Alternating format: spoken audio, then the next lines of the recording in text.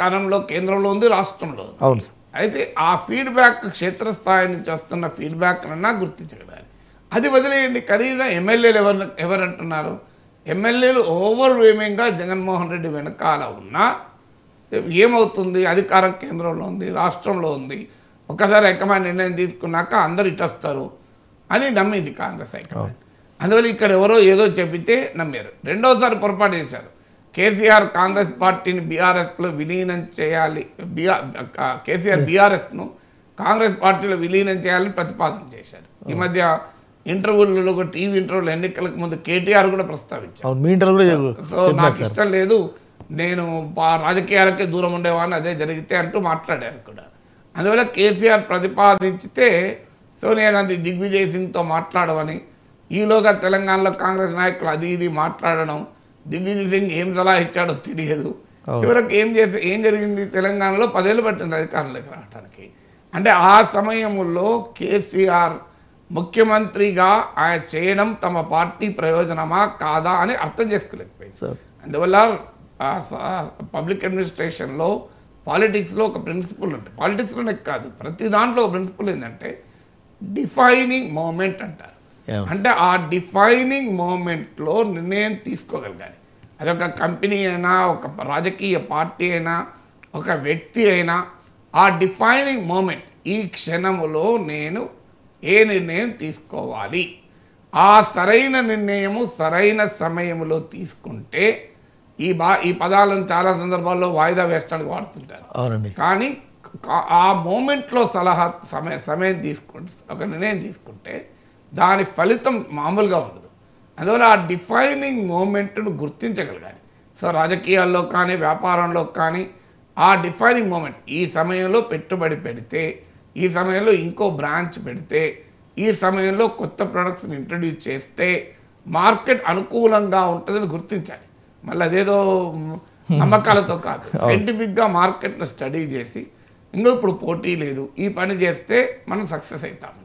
So ఆ రకమైన defining మూమెంట్లో కాంగ్రెస్ పార్టీ గతంలో ఈ హైకమాండ్ కల్చర్ హైయెస్ట్ స్థాయిలో ఉన్న రోజుల్లో జగన్మోహన్ రెడ్డి వదులుకుంది. దాని పర్యవసనంగా ఆ తర్వాత అప్పుడే దెబ్బ తగ్గింది. చాలామంది రాష్ట్ర విభజన వల్లనే కాంగ్రెస్ పార్టీ అడ్రస్ లేకుండా పోయింది అనుకుంటారు. నిజం కాదది. రాష్ట్ర విభజన కారణమే. కానీ అంతకు ముందు జగన్మోహన్ రెడ్డి తిరుగుబాటు, జగన్మోహన్ రెడ్డి ఎపిసోడ్ను సరిగా డీల్ చేయడంలో కాంగ్రెస్ హైకమాండ్ వైఫల్యం కారణమైంది. సో జగన్మోహన్ రెడ్డి ఏ రకమైన తిరుగుబాటు చేస్తాడు, ఆ తిరుగుబాటుకు ప్రజలు ఏ రకంగా రియాక్ట్ అవుతారు, ప్రజల్లో కాంగ్రెస్ పార్టీ పట్ల ఎలా ఉంది, రాజశేఖర రెడ్డి పట్ల ఎలా ఉంది, ఇవేవి గుర్తించలేకపోయారు. సో ఈ గుర్తించలేకపోవడం వల్ల 2012లోనే మొదటి దెబ్బ తగిలింది. 14కు వచ్చే వరకు రాష్ట్ర విభజనతో మళ్ళీ దెబ్బ తగిలింది. దాని పర్యవసనం మనం చూస్తున్నాం కదా, ఆంధ్రప్రదేశ్లో 1% ఓటింగ్ పడిపోయింది. అంటే ఒక నిర్ణయం చేయడంలో గనక తప్పుడు నిర్ణయం జరిగి ఉంటే కంప్లీట్గా ఆ పార్టీ కొలాప్స్ అవుతుంది. నిజంగానే జగన్మోహన్ రెడ్డి, రాజశేఖర రెడ్డి మరణానంతరం జగన్మోహన్ రెడ్డిని ముఖ్యమంత్రి చేసి ఉంటే ఏం జరిగేది? సో అప్పుడు ఆ రాష్ట్ర విభజన ప్రక్రియ ఉండేదా, ఉంటే ఎలా ఉండేది? ఇవన్నీ కూడా very difficult things to predict today. But ఆ రోజు ఆ పొరపాటు చేసిన కారణం, ఈవెన్ రాష్ట్ర విభజన కూడా 2014లోనే కాక 2012లోనే చేసి ఆంధ్రప్రదేశ్కు ఒక కాంగ్రెస్ ముఖ్యమంత్రి, తెలంగాణకు ఒక కాంగ్రెస్ ముఖ్యమంత్రి చేసి ఉంటే, ఉదాహరణకు 2012లో రాష్ట్రాన్ని విభజించి ఆంధ్రప్రదేశ్కు జగన్మోహన్ రెడ్డిని, తెలంగాణకు జానారెడ్డిని కనుక ముఖ్యమంత్రులు చేసి ఉంటే కాంగ్రెస్ పరిస్థితి 2 రాష్ట్రాలే బాగుండేది, బతుకుండేది. సో ఆ పొరపాటు 2014 ఎన్నికల వరకు సాగదీసి కేసీఆర్ భాషలో చెప్పాలంటే గుంజి తీసుకున్నాం అనే దాకా తెచ్చుకున్నారు. సో 2012లో కనుక చేసి ఉంటే ఏవైతే 2 years టైం ఉండేది. రాజశేఖర రెడ్డి సానుభూతితో ఆంధ్రప్రదేశ్లో మా పార్టీ బతికేది, తెలంగాణలో కూడా పార్టీ బతికేది.